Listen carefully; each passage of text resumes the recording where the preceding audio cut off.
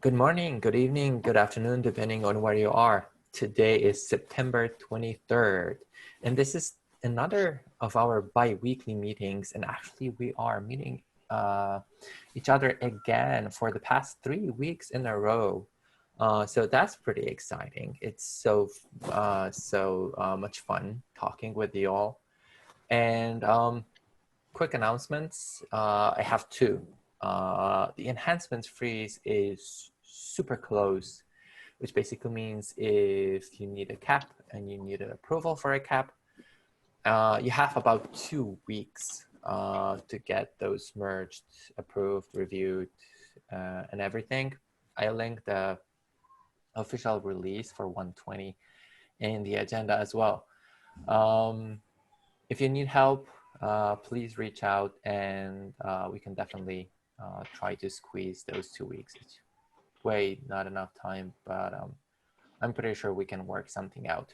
Another important announcement, there are steering elections. If you are eligible to vote, please do so. And I linked the Kubernetes dev announcements for steering. I think there's still a couple of weeks left. I guess I can't remember the exact dates when the ballots closed. So these are the two announcements, and then we can move on to the main topics, and there's plenty of them. The first one is from Yanni Shark. Not sure if he's on the call. I'm not seeing anyone, and I'm not seeing Justin either. Unless Phil, you synced with Justin about that. Looks like Jeff's here. Jeff, do you want to speak to this, or should I? The customized function stuff, is that the question? Yes. Yeah, okay, so customized, so what we're calling KEP functions or KRM functions is the way forward for extending customize. Right now there's three options. There's these Go plugins that we would like to deprecate because Go plugins turned out to be just a kind of a big disappointment. There's a bug that speaks to this in more detail. There's exec plugins, which are just binaries that can be that just run, that you have to install on your local machine and manage yourself. And then there's container image-based transformers and generators that is generally perceived as the way forward. So these are different things, but Kustomize supports both of them. That's in answer to the second bullet point. And yes, there is a declarative way to run these things that exists right now in a customization file. The transformers field can fire off both exec plugins and KRM functions. Now, what's lacking here, the fact that these questions exist on this agenda is a pretty clear sign that the documentation is not good enough and needs improvement. Help there would be appreciated, and if that doesn't happen, we're going to do it. We're just not getting around to it yet. There is some discussion on Google about how much work we're going to donate to the documentation and so on, and we're figuring that out. But I am, and Phil, I think, are in agreement that this is the way forward, that we want to improve the documentation, and so yeah. I can speak to the documentation. I have an update on that too, and might have some good news there for you. Go ahead. I'll let you finish first. Okay. Yeah, I've kind of petered out. It's +1. If anybody wants to hear about Go plugins, I can talk to you at length about what's going on with Golang and their plans there, or their unfortunate lack of plans there. So, but exec plugins and container-based plugins are definitely going to work.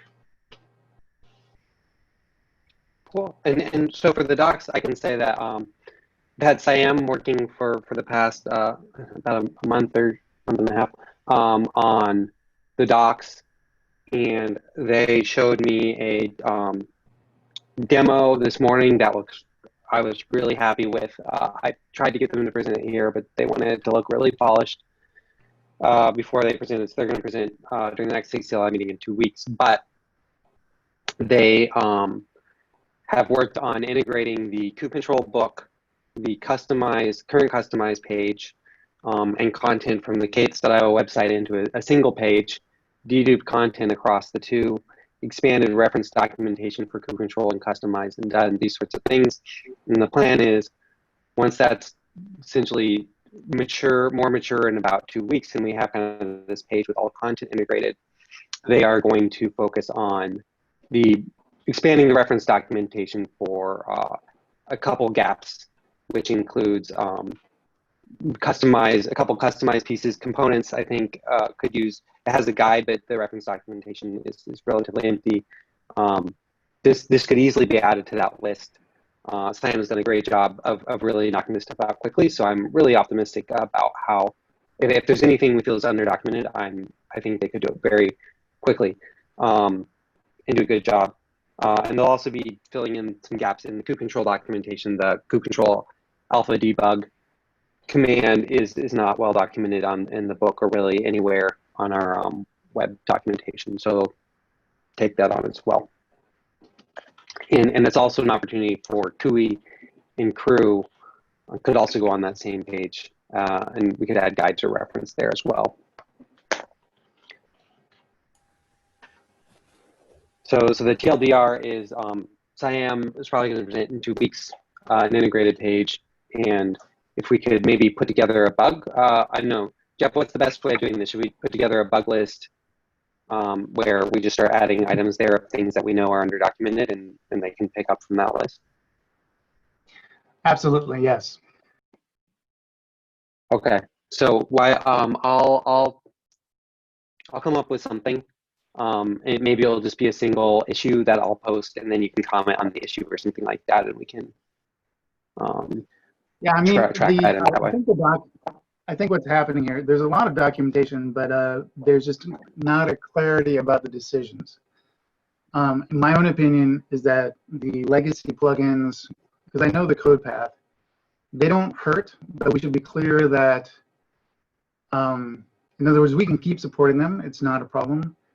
But people are confused. Is there going to be a switchover? Do we need to do a conversion between the exec plugins and KRM functions? The answer to this is no, we don't need to do a conversion. They can both be supported, and as we collect data, we'll find out whether or not people want to use, exec-based plugins, or if they want to use container-based. Until then, I don't feel a pressing need to close one option down. Yeah, maybe I think you're absolutely right. Like, just saying, hey, with customized functions, like an image-based function means that you don't have to install it on your local machine, right? It gets pulled down, but it means it's slower, right? Because it's starting up again, right? Like, here's the trade-offs. Pick which one you want. Right, exactly. Yeah, there's all sorts of advantages both ways. But yeah, so we need to, so that's the number one thing, clarify that policy and make it prominent somewhere in the refactoring of the documentation. Do you guys think Customize would benefit from using ADRs? Are you architectural design records is inside the repository? Are those different than CAPS?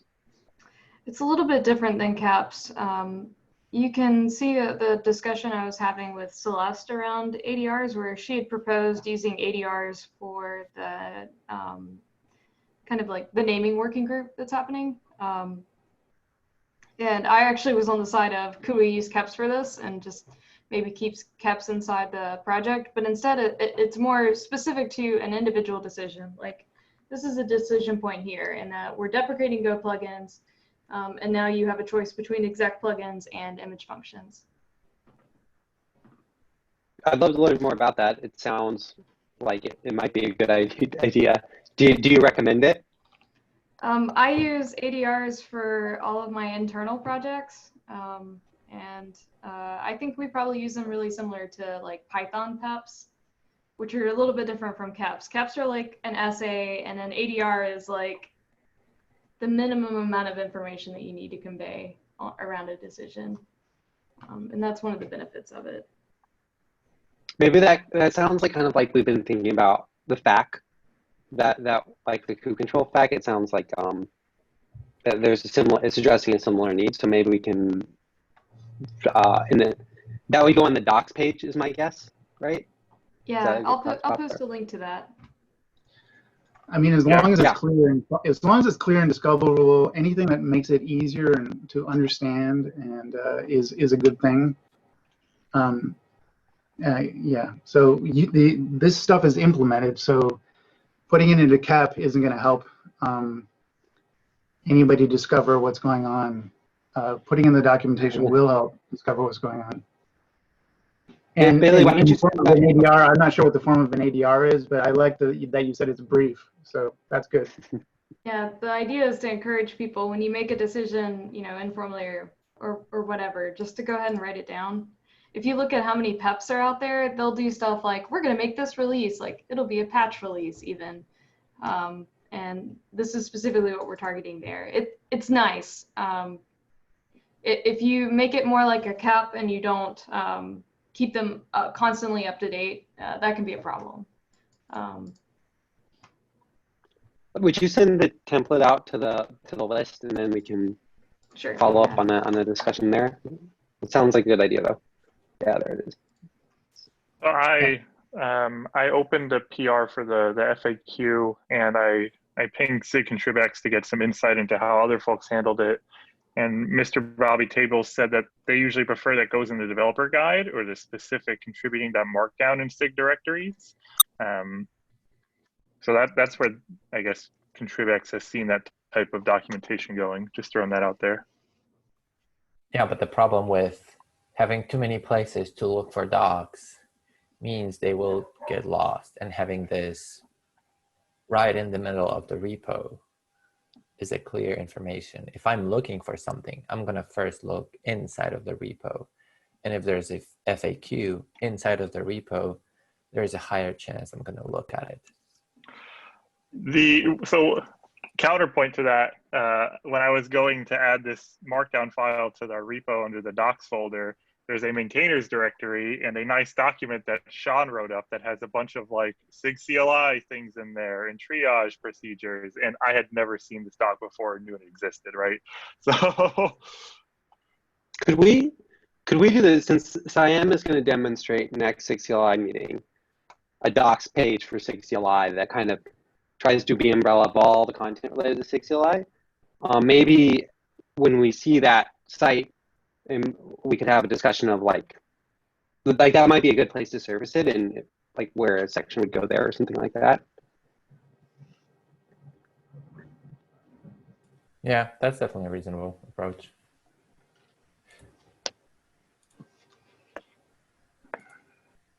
Cool. All right, this gives me something to look into. I added it to the notes. Okay, perfect. Quick check. I haven't seen Justin joining, so we can move on to the 3 issues topics that have been mentioned. So first one is, it's about, I was looking at it earlier today. Why delete local data in, what's the command? It's in the, I forgot the command name. I think it was Cordon. No, not Cordon. Oh my gosh, I forgot what's the command name. Drain. This is used for when we are draining a node.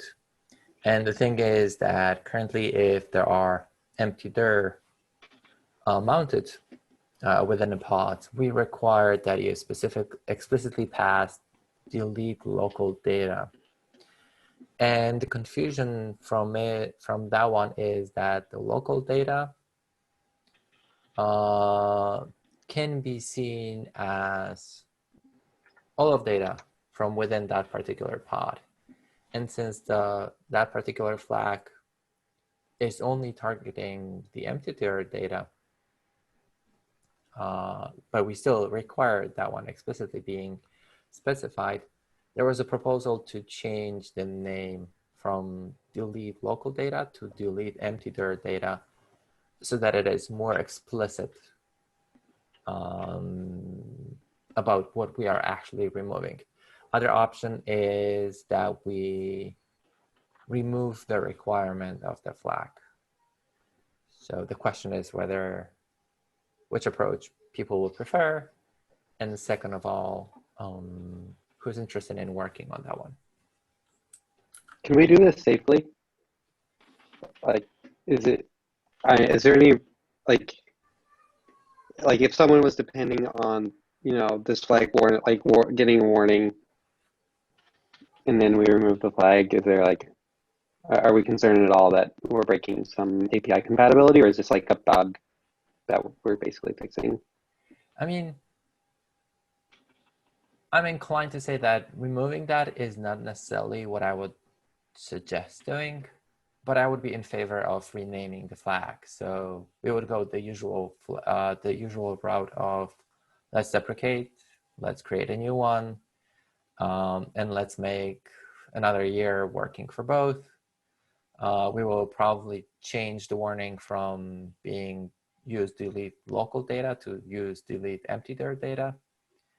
This way, we would not break the backwards compatibility, but at the same time, we would probably calm several people down. It looks like that particular issue is dating all the way back to July last year.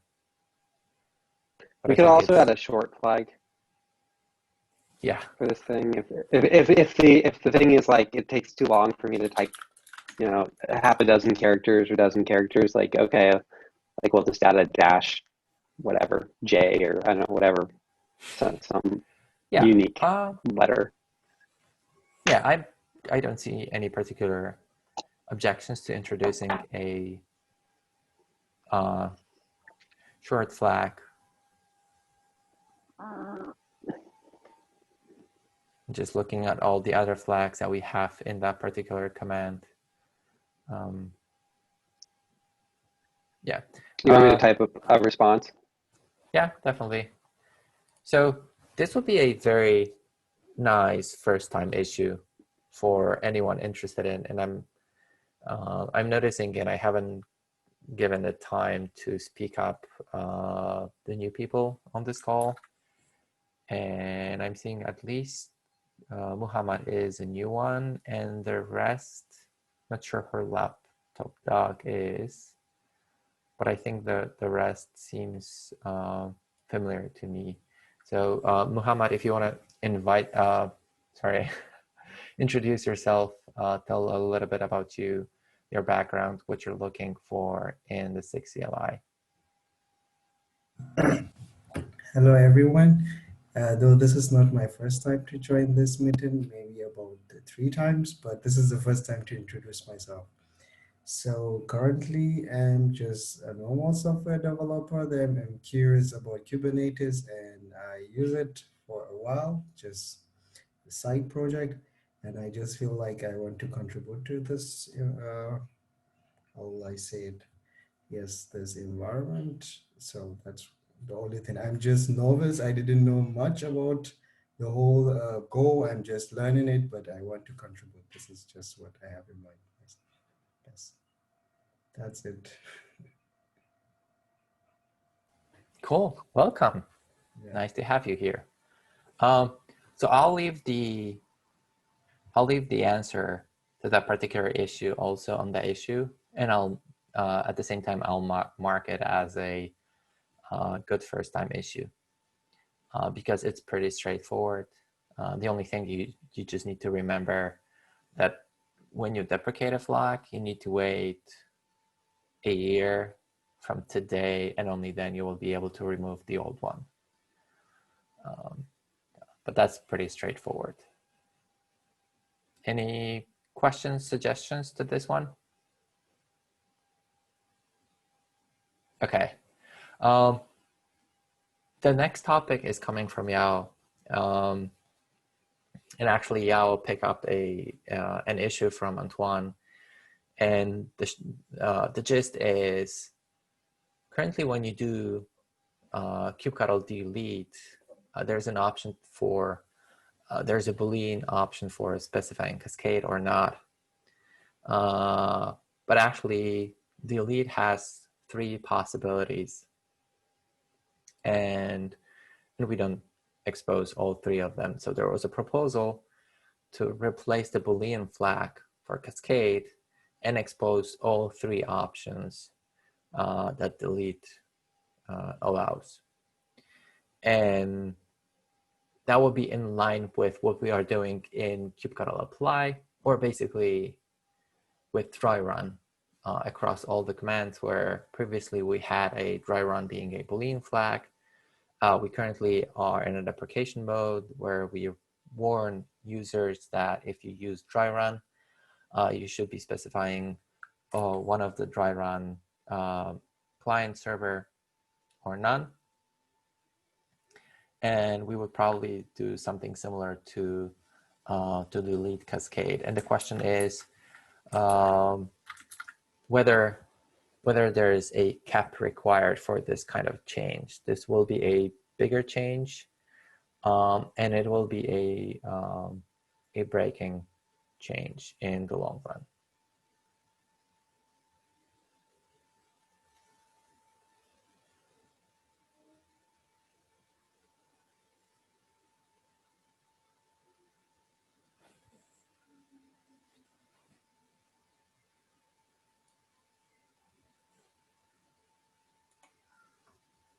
Phil, Sean, any objections one way or the other?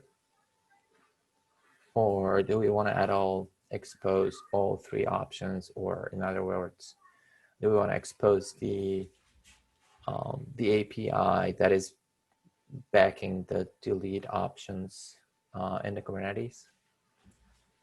I agree with and support the enum cleaning up the 2 Boolean flags and making it more consistent with our other efforts. Yeah, I have no objection to this. So the question is more, since this is a slightly bigger change, do we need a cap for this one? And I started wondering about the overall approach to changing flags, whether we want to have caps for stuff like that.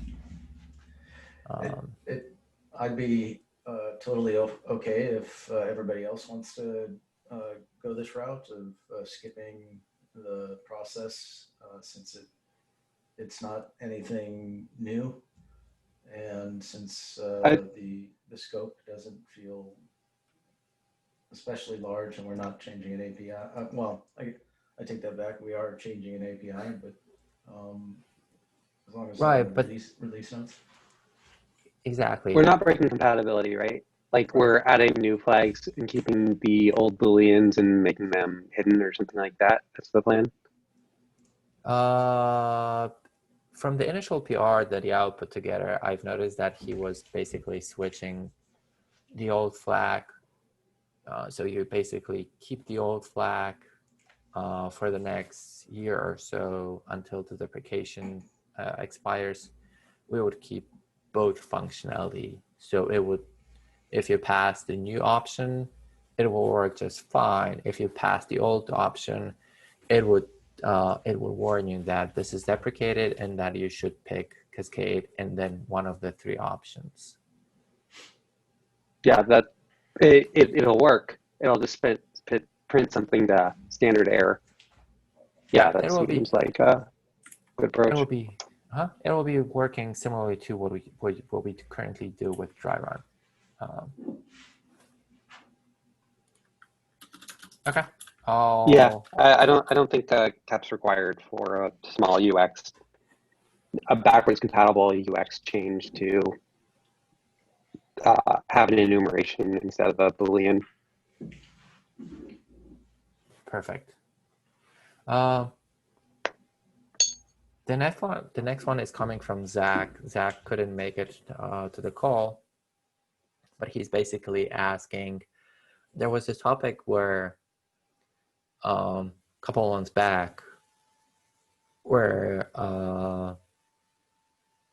there was a request to be able to mix and match flags with plugins. So currently, if you invoke any of the kubectl built-in commands, you can mix the order of flags and the command. So you can basically invoke something like kubectl dash and name your namespace get pods, and then eventually something more.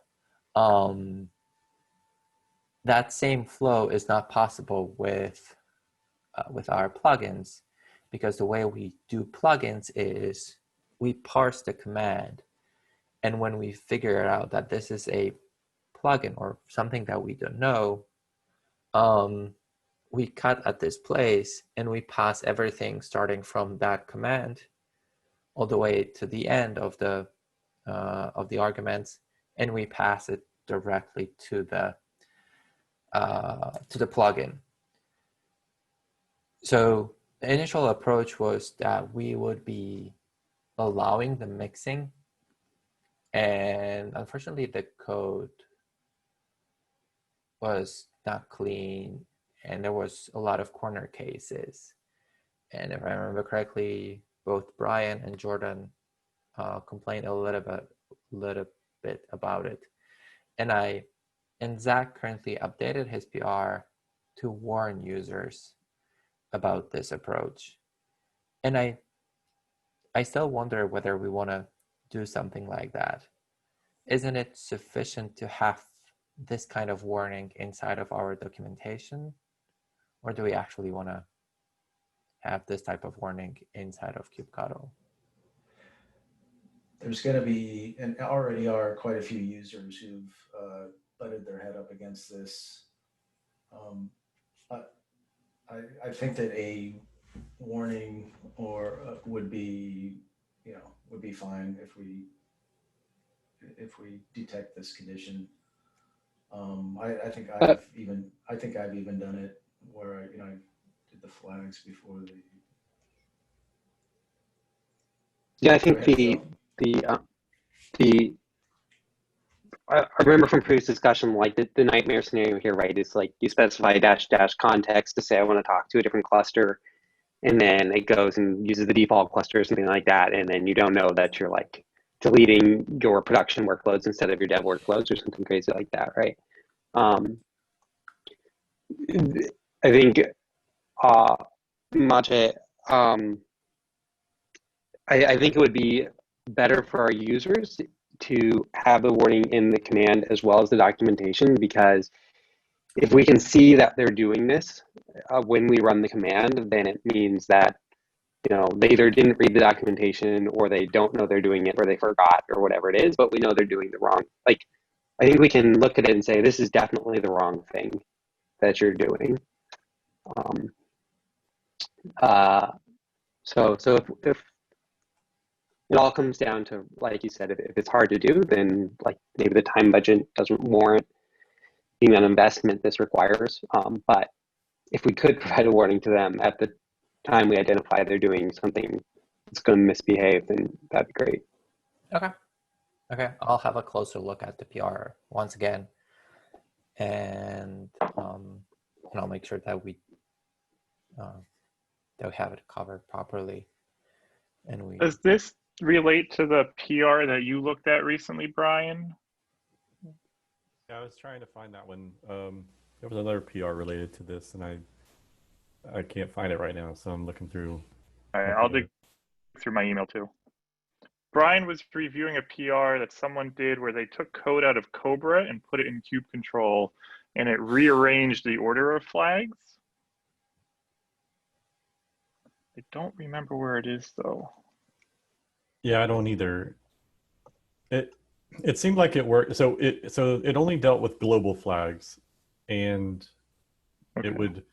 It would move global flags after the after the command.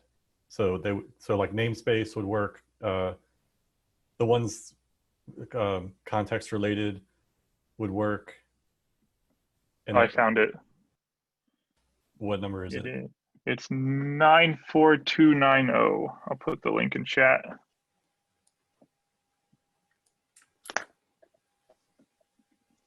Okay.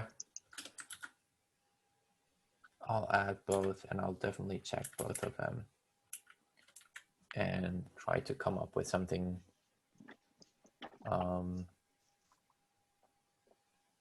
reasonable, short, and logical. I remember talking with Jordan back then. He proposed also for us to add a test to ensure that we don't break that order in any way. But a warning is definitely in place for this one. Okay, I'll have a look and follow up. I just assigned you to the PR too. Oh, cool. Thanks. Okay. Bailey, want to talk about ADRs a little bit more then? Since I'm guessing you are the one that added the topic at the bottom. Or Oh, sorry, that was me. I was just capturing what Bailey had told us so that it was in the notes. So if anyone was like, I remember ADRs, then like they can click on this link. Since then Bailey sent the link to the chat, but that's gonna not be available to anyone reviewing the notes. So that's the context for this. A context, yes, it is available for the ones doing the notes. When I'm downloading the recording, I'm getting the full chat as well. Who watches the recording? It's crazy. I think if I remember correctly, we have about 10, somewhere between 10 and 20 views per each episode. And I'm always surprised that people are actually reviewing. I hope that it doesn't count my watches when I'm always forgetting what is the title of the previous one, and I'm copying the previous one and just changing the dates. And I realized that recently a couple of the recordings had 2020, and there was a single-digit month date. I had to fix a couple of them back. Okay, it's good to know that it's in the. It's good to know that if you download the recording, that it's there. I had not thought about that. Yeah, it is there. So when I'm always updating those, I'm reaching for those when I need to. Okay. I'm not seeing Justin, so I'm guessing we can pop his topic to the next one. Okay, we can move on. I gave my. Yeah. I gave mine on the docs as part of yes the customized docs discussion. Yes, that is correct. Can I make a request and put somebody on the spot? I saw that Lee Verbeen was here, and I was, if possible, maybe we could get a quick update on the debug command and how that's progressing. Yeah, definitely. I saw that there was a little bit of activity. Is Lee here? Yes, he is. Yes. Perfect. I was having a little trouble with audio earlier. Can you hear me? Loud and clear. Gotcha. Awesome. Yeah, so we finished the big parts of what we had set out to do in time for 119. We've had to do a few bug fixes. And there's a couple of small cleanup issues that we definitely have planned. But we don't really have any big plans for 120. I just today revised the KEP to bring in the details for what changed during implementation, and propose the change about doing the kube set image style transformations of container images in debug pod by copy. But other than that, we don't have a lot of big ideas about whether to progress or whether we would like to try to add debugging for other kinds. You know, one thing that I noticed was that set image supports setting images for deployments, and then it just does the resolution through to like wherever it needs to do. We could do something like that as well. So if anyone has any ideas, I'd love to hear them. I saw that you were presenting to SIG architecture about ephemeral containers. Is that correct? Yes, that's correct. There's some API changes that Okay. we need to make for feature requests, and then also to talk to them about what graduation should look like, and really how to gather more feedback on these topics. All I really get is like thumbs up from GitHub issues. Graduation was probably my next question. Where you are with the ephemeral topics. Do we want to progress kubectl debug further in connection with the progression of the ephemeral containers, or want to split one from the other? Theoretically, even if ephemeral containers will be in beta for a little bit longer, it shouldn't affect the kubectl debug that much, I guess. I agree. I think we should decouple them. It started out, they were pretty tightly coupled, but now I think debug is useful even without ephemeral containers. So in the PR I opened for the KEP today, I removed that from the graduation criteria. Okay, yeah, that's perfect. I'll have a look at the PR, and it will be nice to start seeing. I'm guessing that once we move to beta with kubectl debug, then we can probably move it off of alpha subcommand and just probably promote it to a standalone. We would keep a beta warning and the help of the debug command for some time until we gather sufficient feedback and we are certain that the biggest issues are fixed. But then I would be very happy seeing this progress, maybe even within 120 if there are no bigger objections. Okay. One piece of feedback that I definitely got is that I think it's a little confusing to people that the versioning of kube control is separate from Kubernetes. So people are surprised that they can use these alpha commands with non-alpha clusters. Does that make sense? Yeah. Okay, I was initially confused with versioning, but I know what you mean. Yeah, it's more about the alpha features being enabled, which are not required for kube control alpha. We could rename alpha to preview or something. That would be more clear. Or maybe experimental. Experimental, That's experimental, good. Yeah. Something like that. Yeah. Yeah, I think that's a good approach. And we can actually, I'm not sure. I think debug is the only one. So we could do. Yeah, debug's the only one I checked this morning. So we probably, when we will be introducing the next one, and I'm hoping I need to sync with Himanshu about events, we can go through either experimental preview when we will be going with events command, and debug seems like it should just promote to kubectl debug. In terms of getting feedback, suggestion is you could write up a blog post for the Kubernetes CNCF blog, or you could always give a demo at the community meeting, and that gets some pretty good eyes on it too. There's a 10-minute slot reserved at every community meeting for a demo, and they're usually hard to fill. Yeah, that's a good idea. I'll look into that, one or the other, get over my stage fright. One other thing to consider is that when we graduate this out of a subcommand just to debug at the top level, that'll mask the users of the debug plugin. Yeah, sorry, can you? Oh, I see. The people that are currently installing it via plugin, it won't invoke their plugin anymore. That's right. Is there any concern with that? Like that? Like, does the plugin have anything that isn't in the upstream?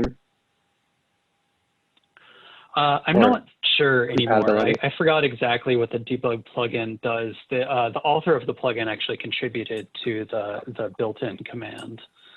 So I could reach out again and see if he has anything that he would like to see in the built-in before that happens. Yeah, that would be perfect. That actually raises a good point. I wonder if Ahmed has thought about that for crew at all, about graduating, because we've always said, like, oh, if you want a feature, like, create a plugin first, and then we can always graduate it to a built-in command. I wonder if that actually needs some kind of path or consideration when you're building the plugin with naming.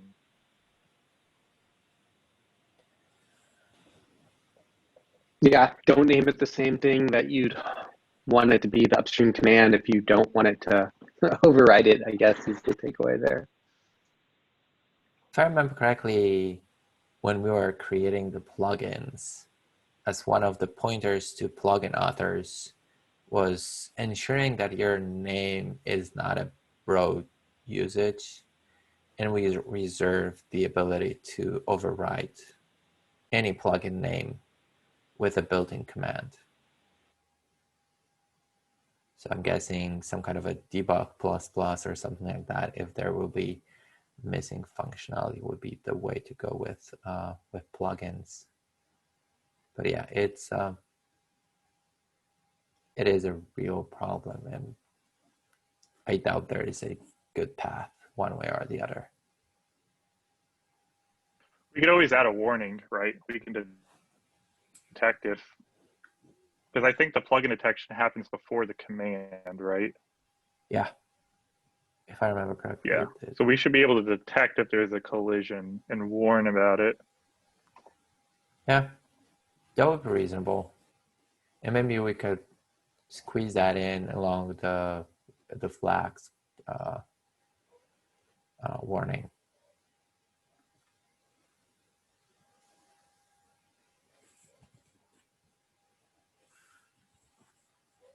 Okay.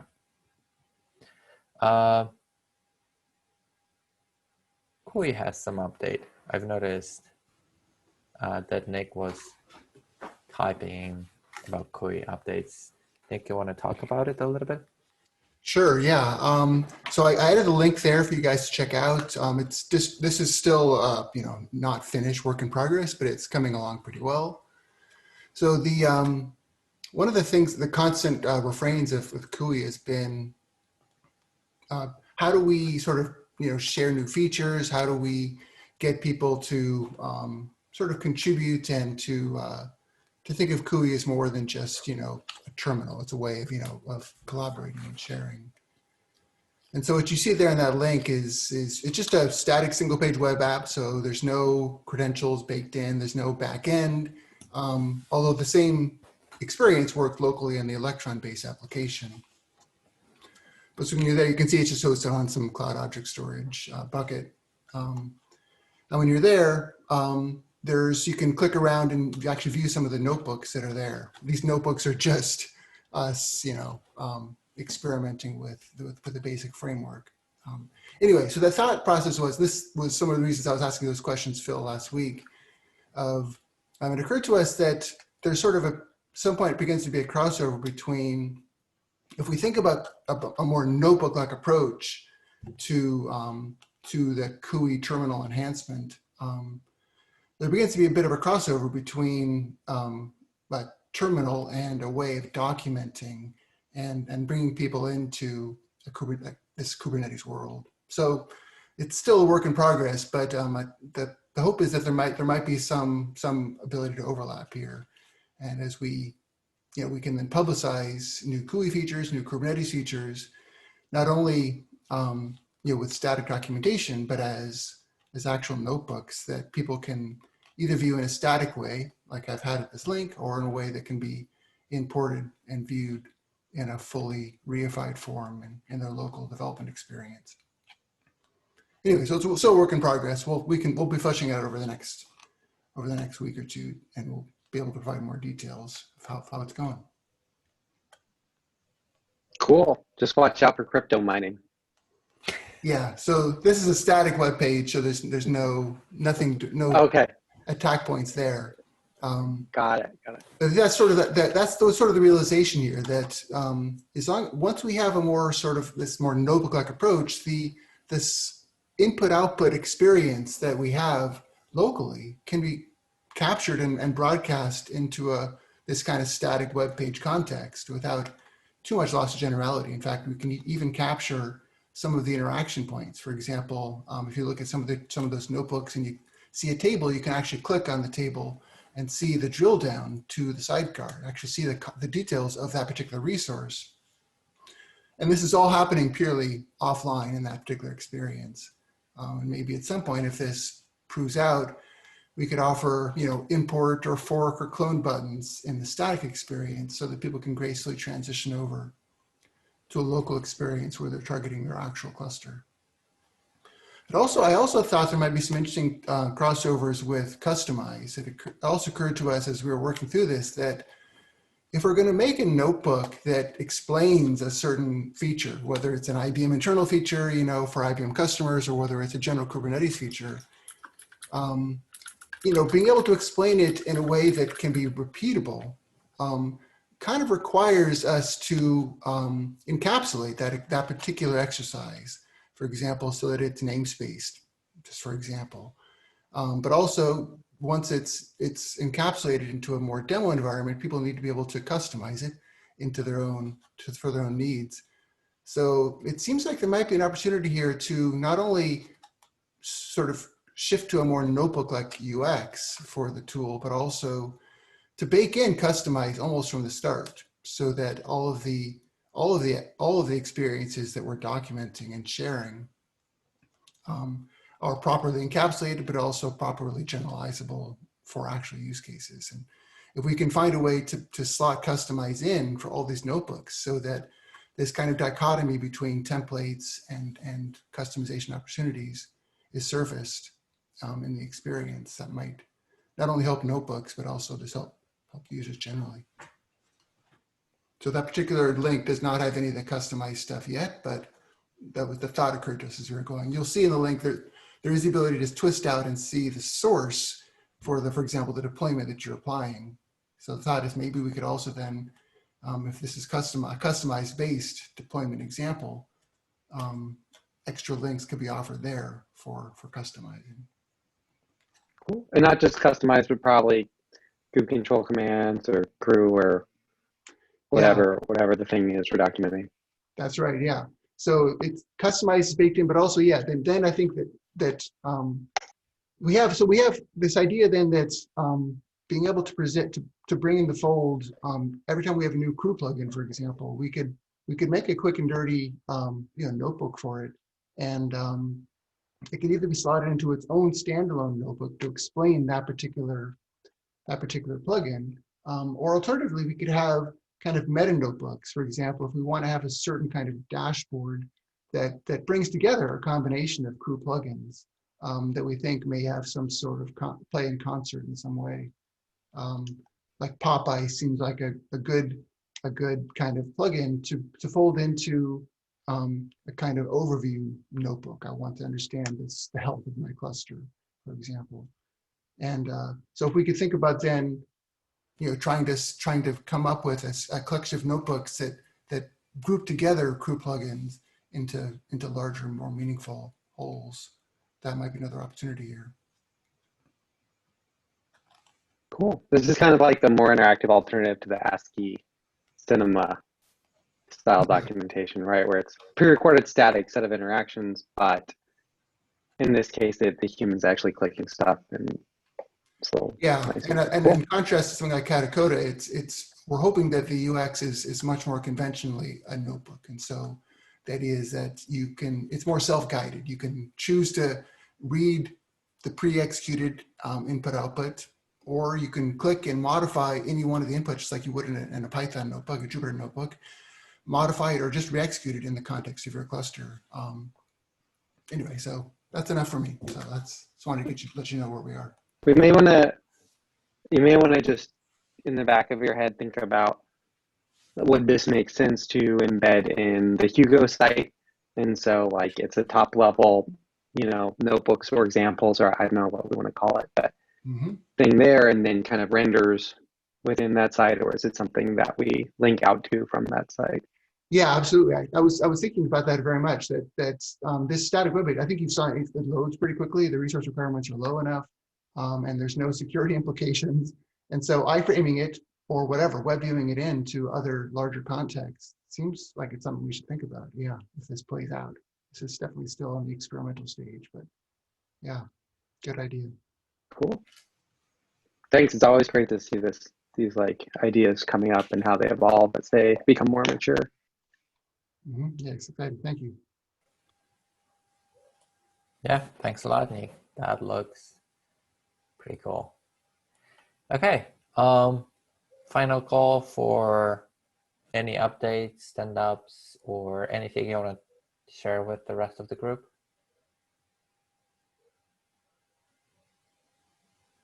Okay, hearing none, I'm gonna give you back about 5 minutes of your time. Thank you very much all, and see you in 2 weeks. Bye.